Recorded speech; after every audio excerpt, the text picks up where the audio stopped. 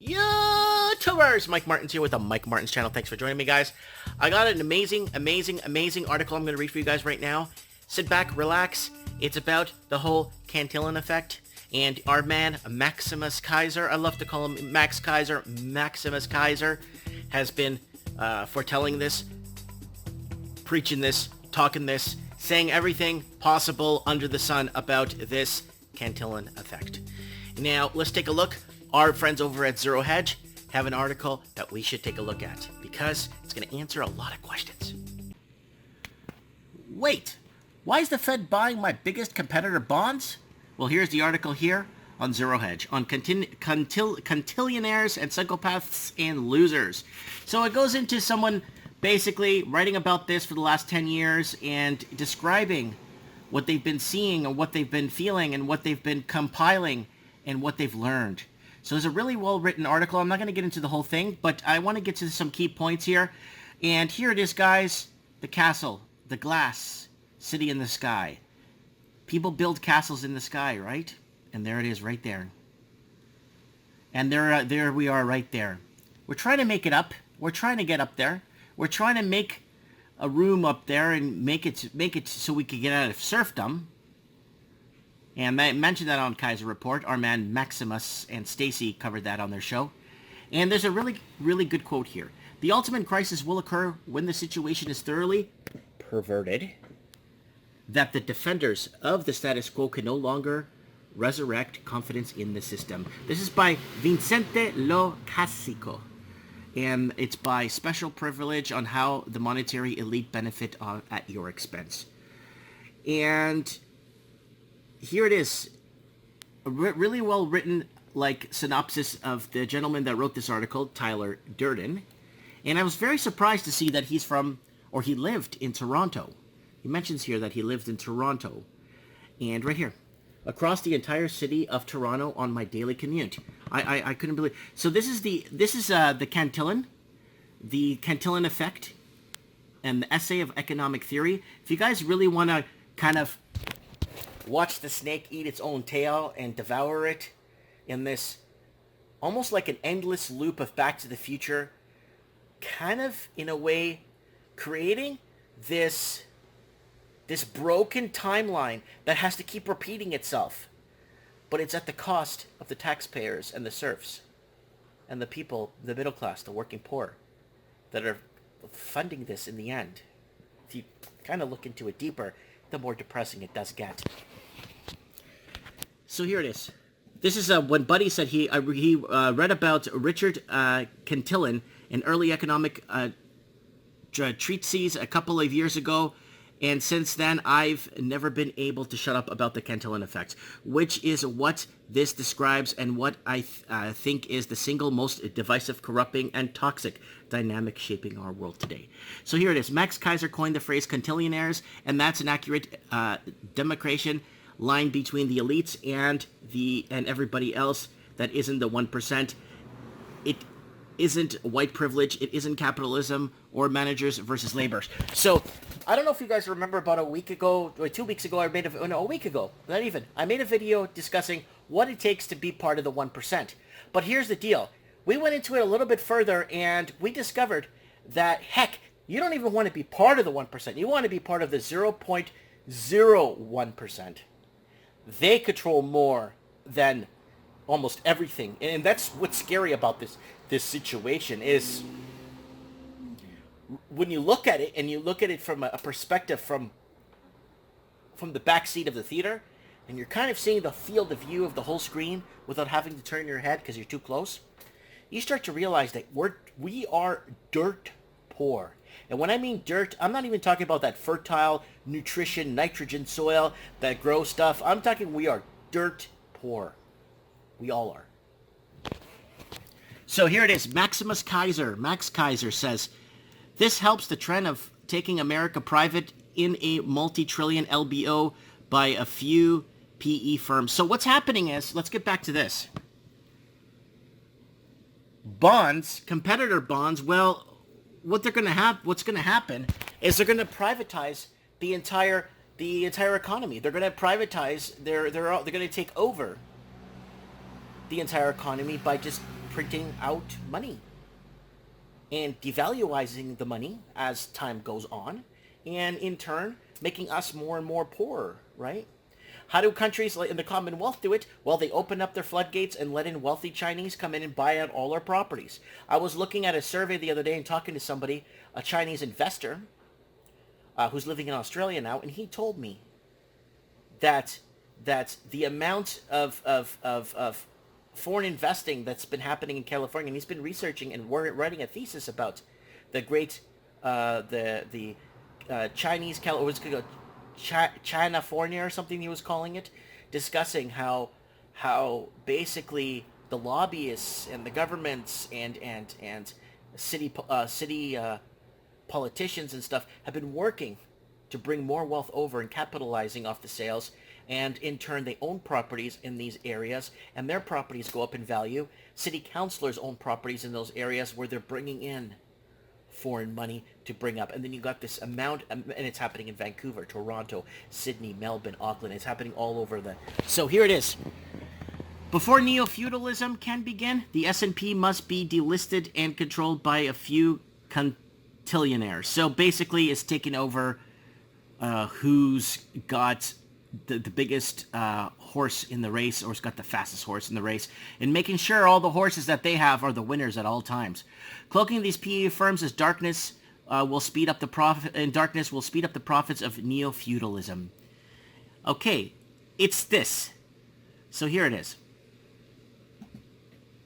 When the Fed and this ECB and the JCB or any other central bank prints money out of thin air and then deploys that liquidity into the market, are you, on the firm you work for, among the first, second, or third recipients of that fresh injection of money?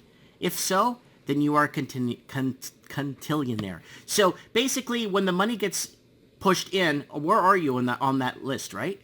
So there it is. And the rest of us were losers. Remember this old Hudge McLeod ditty? It was priceless. So here it is. Company hierarchy. Psychopaths, clueless, and losers.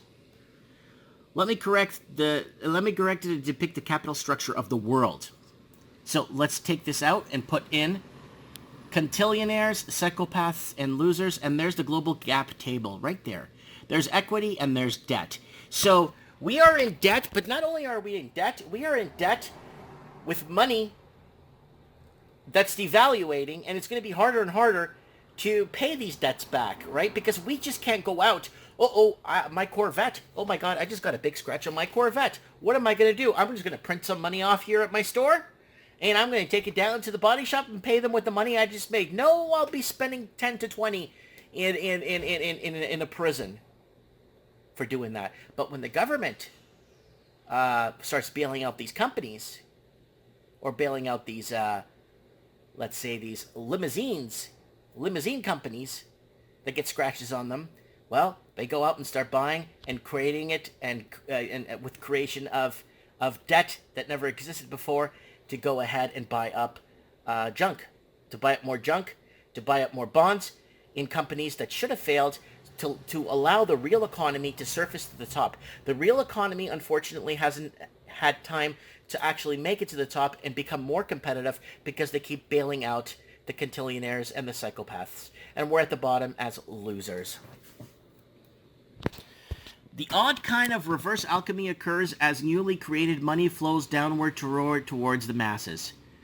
At the top, you have the Caspian class, the Cantillionaires, and super rich politicians, and the uber rich financiers and conglomerators. After this, the psychopath class is a layer to spin doctors and support the apparatus of the uber class and the Cantillionaires in his book, The Coming Neo-Feudalism. So let's open it here. There it is, guys. The Coming of Neo-Feudalism. So here it is. It's a hardcover. I might even get the I like reading hardcovers, sorry. Following a remarkable epoch of greater depression of wealth and opportunity, we are inexorably returning towards more feudalism era, marked by greater concentration of wealth and property, reduced upward mobility, demographic stagnation. And you know what? And you know what the most crazy part of this is?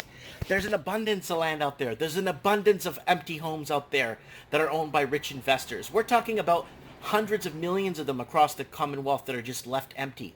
Now, the problem with that is we, the Canadian proper, the Australian proper, the UK proper, we just can't get into it because we need our governments to create first-time home buyers loans, to create all this Mickey Mousing. And what? They have more control over us with first-time home buyers loan, interest-only mortgages. You have no position, you have no equity, and they own you.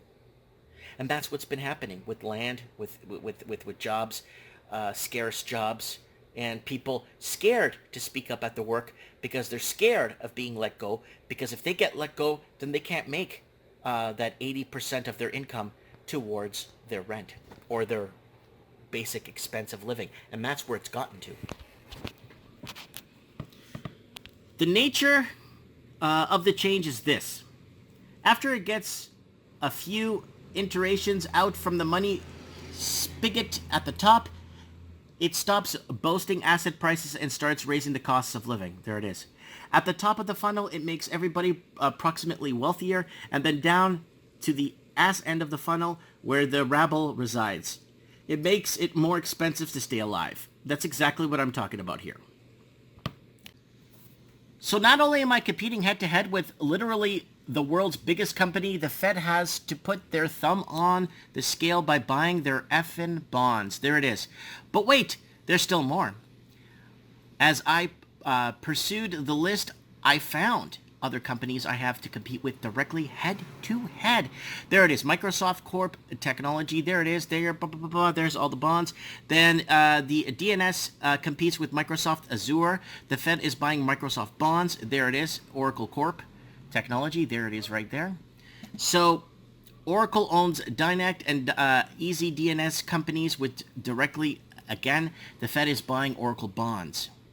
And from the June 29th disclosure, I saw the Fed was buying Google's bonds, and Google is also in the DNS and Dominion registration business, yet another head-to-head competitor. It's tough enough running a small business when you have to compete with 800-pound gorilla in your space, especially when there's half a dozen of them, and since everybody else who has to compete with these companies, not a single one with the market cap under $100 billion doesn't get propped up by central bank printing up the money out of thin air. Isn't this the little bit like pricking winners and losers, or picking winners and losers? Like, yeah, that's what it is. FIFA's been doing that with their soccer. For years, they've been picking winners and losers, and they've been betting on who's going to win because they already have it already decided before it even kicks off. And it's been happening for many, many years. Up at 2000, they stopped doing it in 2017, 2016. They got caught red-handed, and that's what happened. They were picking the winners and losers, and then it caught up to them, right? One might point out that small businesses were eligible for federal funds as well. They sure were.